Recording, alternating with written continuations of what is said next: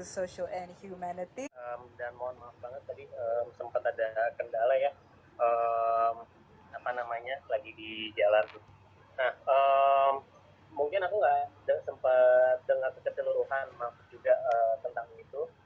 Tapi slide yang teman-teman buat itu tadi di-share sama teman-teman panitia dan ada beberapa poin mungkin yang bisa aku sampaikan gitu ya. Yang pertama, menurutku apa yang teman-teman lihat sebagai isu itu udah sangat on point, sesuai dengan apa yang memang saat ini jadi tantangan dan mungkin justru malah juga peluang untuk untuk perlu kita hadapi saat ini gitu ya. Kan kalau di sesi sebelumnya mungkin di breakout room yang mungkin 2 pekan lalu ya, atau 1 pekan lalu kita sempat membahas tentang isu-isu di ketenagakerjaan, di SDM gitu ya, gimana kemudian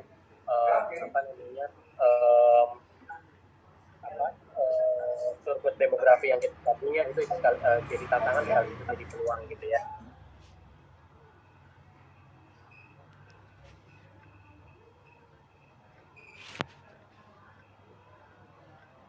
Kita kembangkan bareng gitu menurutku juga tepat gitu. Yang paling tepat menurutku memang adalah di bagian di kolaborasinya gitu ya. Kalau teman-teman perhatikan, kolaborasi ini sebenarnya justru tidak hanya antara swasta dengan swasta atau publik dengan publik gitu ya, tapi justru yang sedang menguat justru adalah antara pemerintah dengan swasta gitu ya.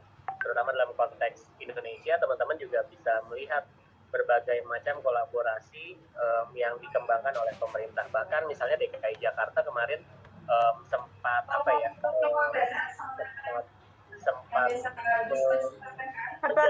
kolaborasi itu sebagai sebagai tema atau mungkin sebagai jargon dari kota Jakarta, kolaboratif city dan seterusnya gitu ya. Itu justru menurutku memang sesuatu yang sangat perlu dimunculkan gitu ya.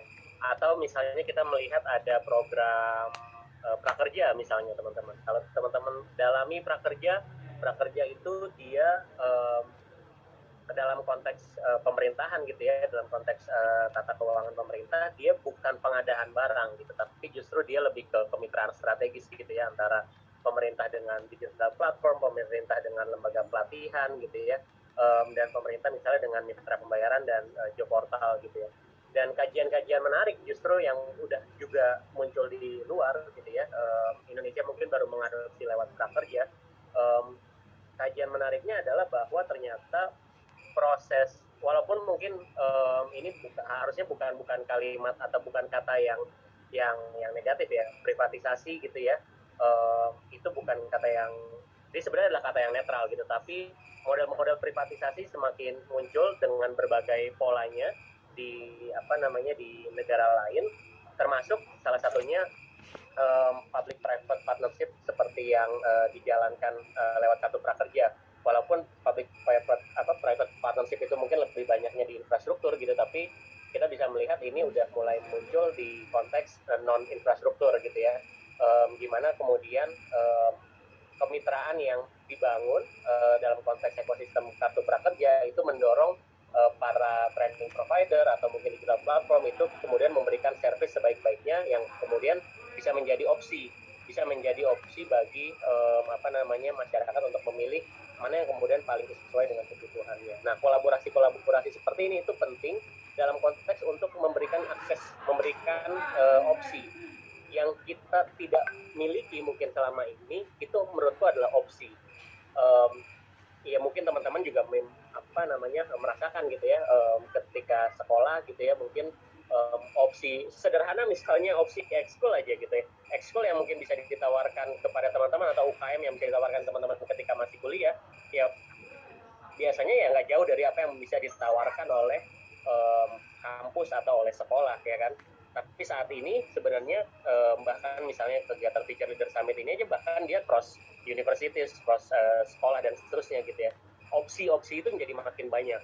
Nah, opsi-opsi ini sebenarnya yang kita perlukan semakin luas, sehingga kemudian kesempatan atau preferensi orang semuanya bisa tertangkap.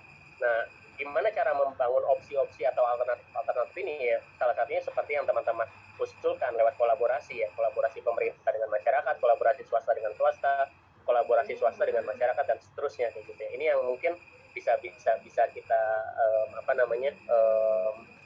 kita pikirkan lebih dalam gitu ya, kira-kira kemudian apa ya yang bisa kita lakukan, apalagi misalnya sekarang kita udah di 2022 ya kan, mau nggak mau ya kita akan menghadapi 2024 gitu ya, dan saya nggak tahu sih, pasti mungkin ada yang punya pendapat lain gitu ya soal keterlibatan anak muda dalam politik gitu, cuma menurut saya justru ini kesempatan atau momentum yang bagus gitu untuk kemudian anak muda bisa menyuarakan isu-isu yang kemudian bisa mendukung mungkin keterlibatan anak muda atau mungkin ide-ide alternatif yang muncul gitu ya.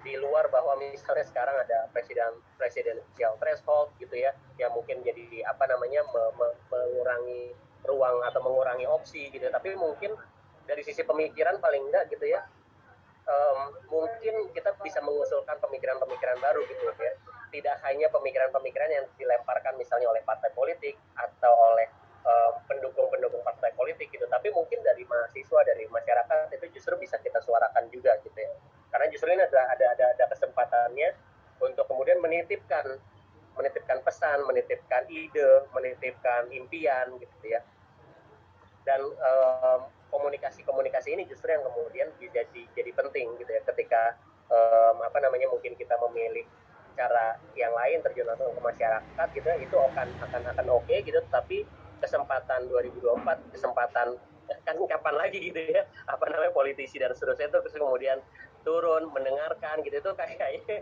ini bukan membawa teman-teman ke apatisme, cuma apa yang kita rasakan kan gitu ya, kalau nggak mau pemilu nih pasti kayaknya kita juga jarang ketemu gitu ya, tapi justru ini jadi kesempatan untuk teman-teman menitipkan menitipkan ide-ide yang teman-teman miliki gitu. Nah, balik ke isu yang lebih spesifik gitu ya, tadi kolaborasinya aku pikir itu yang perlu terus didorong gitu, dan perhatian teman-teman ke tadi SDM itu menurutku sangat penting, sepenting bahwa teman-teman bayangkan 70% penduduk kita sekarang ada di usia produktif gitu ya. Kalau orang-orang produktif ini yang punya tenaga, punya pikiran gitu ya, dan punya impian, punya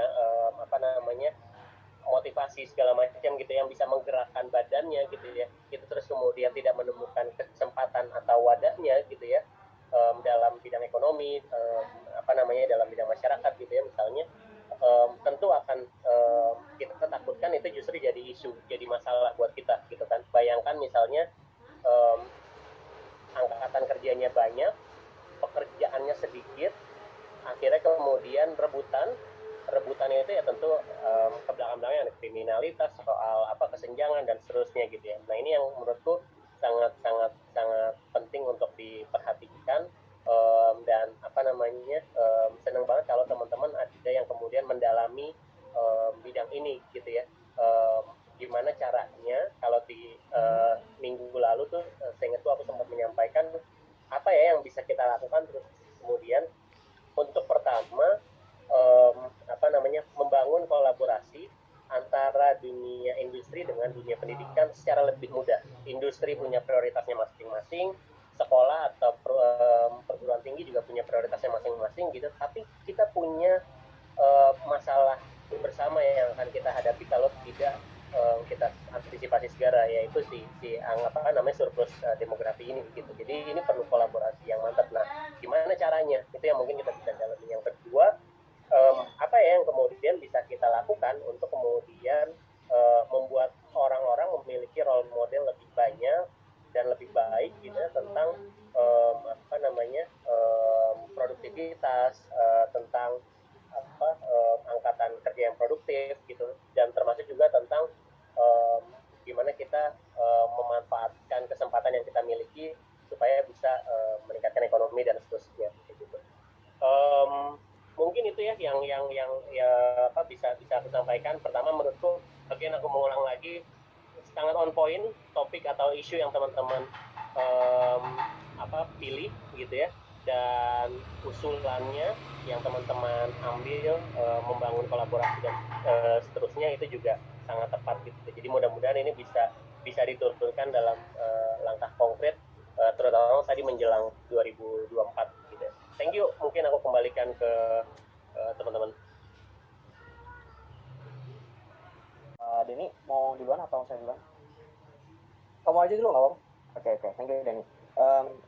Hello, Mr. Prangga. I'm so glad to have the conversation with you and about this presentation. I'm so happy about that. And I want to remark and asking some question regarding about option sama juga tadi langkah konkret gitu, Pak. Nah, tadi kan Pak Rangga udah nyangkutin banyak soal gimana kayak ketenaga kerjaan dan lain-lain gitu.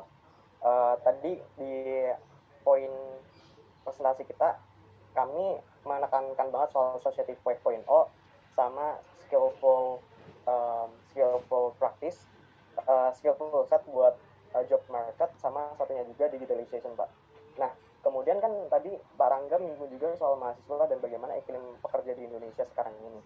Kemudian ada dua pertanyaan mungkin, Pak. Pertama, apa sih peran mahasiswa mengenai kayak buat membangun, buat ikut kontribut di iklim kerja yang sekarang dan akan datang, Pak. Yang kedua, bagaimana iklim pekerjaan, prospek iklim pekerjaan di 5 tahun yang akan datang, Pak.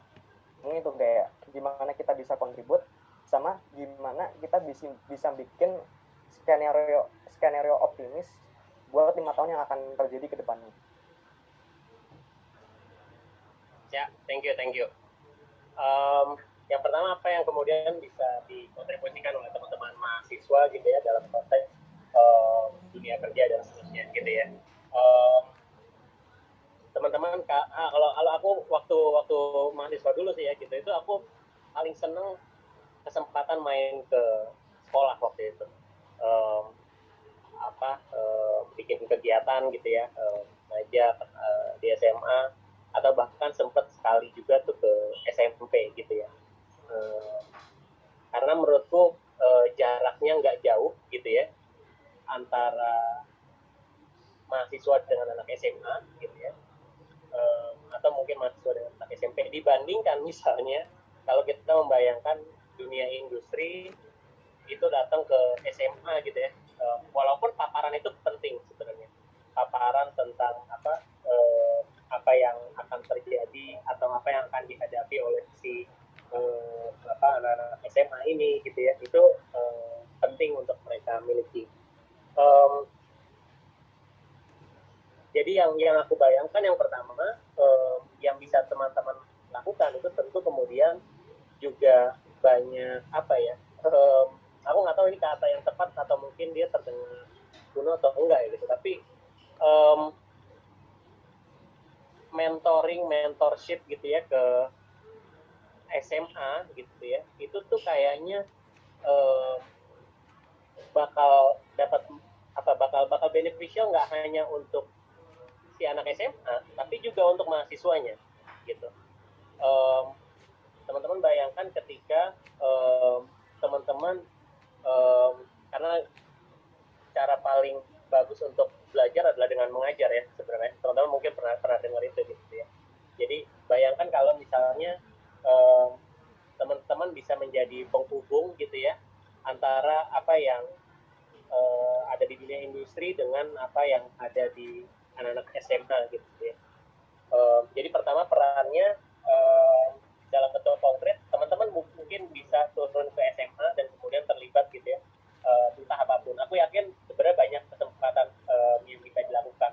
Anak SMA, teman-teman bayangkan dulu ketika SMA tuh pasti kurius tentang, gue nanti jurusan apa ya gitu ya, gue nanti kira-kira bakal belajar apa ya gitu. Itu kan sebenarnya pertanyaan-pertanyaan yang bakal lebih nyambung ketika dijawab bukan hanya oleh guru BK bagus gitu, pasti akan menyediakan jawaban gitu, tapi ketika yang menjawab adalah mahasiswa yang saat itu sedang ada di sana gitu ya, sedang ada di jurusan itu, tentu itu akan beda jawabannya gitu ya. Menurutku itu satu. Yang kedua, teman-teman juga sebenarnya bisa membawa memaksimalkan relasi yang kemudian teman-teman bangun lewat organisasi di kampus, itu juga untuk ke SMA gitu. Aku nggak tahu kalau dulu misalnya ya kalau sekarang sebenarnya juga masih ada career center pasti ya di kampusnya masing-masing gitu ya. Dan career center itu pasti biasanya membuka kesempatan untuk bisa kolaborasi dengan industri gitu. Nah, gimana kalau misalnya kolaborasi dengan industri ini itu nggak hanya bisa dirasakan, dimanfaatkan itu untuk teman-teman mahasiswa, tapi juga untuk anak-anak SMA. Yang kedua, tantangan yang aku sampaikan tadi di awal itu, kayak yang minggu lalu aku sampaikan adalah apa ya terus kemudian yang bisa dilakukan oleh teman-teman mahasiswa ini untuk menjadi katalis gitu ya, kolaborasi antara industri dengan sekolah misalnya. Teman-teman kita punya banyak SMK, dan tahu nggak, setelah revitalisasi SMK di 2016, ternyata pengangguran yang datangnya dari alumni SMK itu justru meningkat. Kenapa? Ketika revitalisasi, bisa jadi ya, ini dugaanku, ketika revitalisasi itu digaungkan, maka kemudian muncul begitu banyak SMK, dan permintaan atau keinginan masyarakat untuk memasukkan anaknya ke SMK itu semakin besar. Tapi sayangnya kemudian tidak diikuti dengan kualitas SMK yang oke. Salah satunya misalnya ditunjukkan dengan seberapa mereka mampu berkolaborasi dengan industri, sehingga itu bisa diikuti oleh anak-anak SMK gitu ya. Maksudnya sehingga kemudian SMK tidak bisa jadi solusi karena ternyata mereka nggak berkolaborasi dengan industri gitu ya, sehingga alumninya tuh tidak relevan dengan kebutuhan industri gitu. Nah, aku nggak tahu apa ya kira-kira yang bisa kita lakukan gitu supaya teman-teman jadi katalis gitu, ya kan? Iya nggak sih, jadi katalis yang bisa membangun kolaborasi ini, misalnya ngebantuin SMK mana gitu ya untuk ngebangun, aku nggak tahu teman-teman jurusannya apa nih kira-kira. Aku mungkin skip perkenalan, teman-teman jurusannya apa ya? Denny apa Den? Saya teknik bioproses, Pak. Teknik apa? Teknik bioproses. Teknik bioproses. Satu lagi? Sorry. Saya psikologi, Pak. Psikologi, menarik banget ya kan, teknik bioproses, psikologi gitu kan. Mungkin nggak semua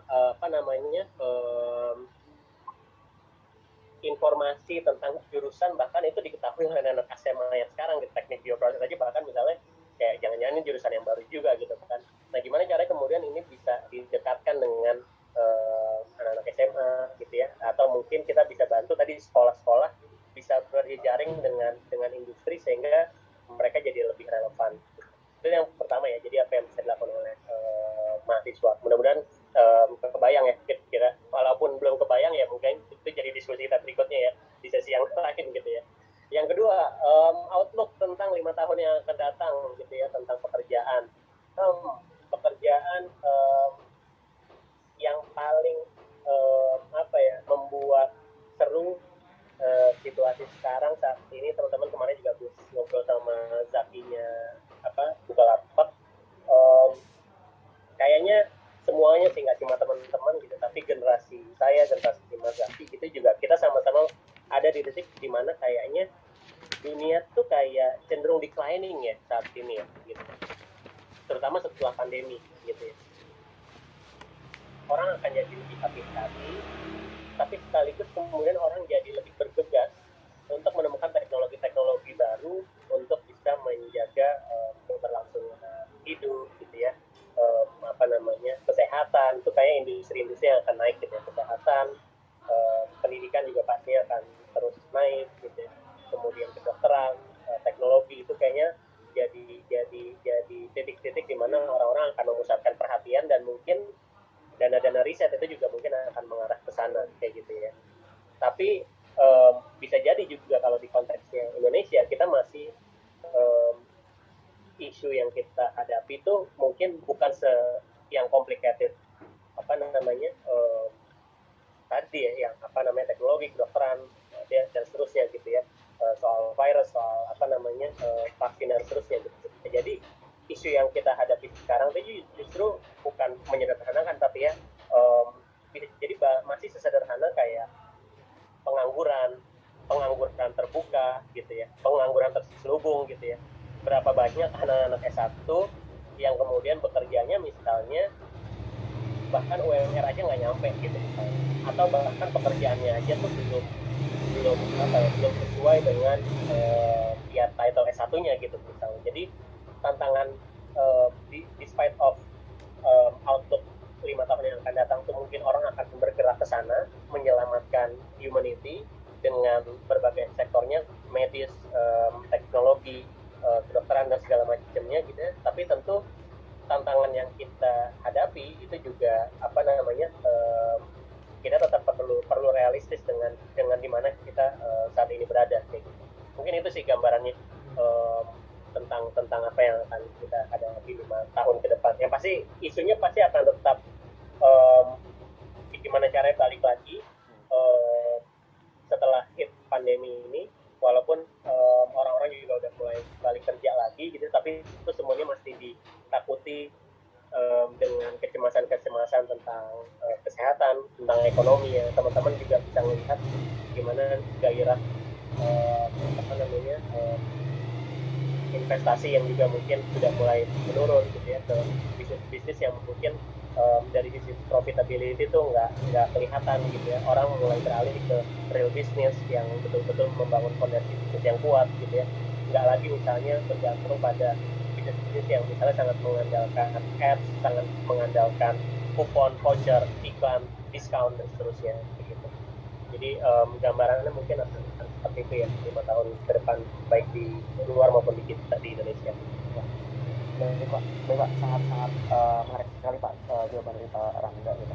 Jadi kayak untuk 5 tahun ke depan banyak hal yang akan terjadi, sangat disruptif sekali. Jadi kayak yang alangkah baiknya kita bersiap dari sekarang, dan apa yang perlu kita lakukan ya tadi berbagi, coba untuk mempengaruhi orang lain siapapun, terutama generasi yang lebih muda. Dan satu hal Pak, terima kasih banyak Pak, Pak Rangga sudah berhasil menginspirasi saya juga teman-teman FFS di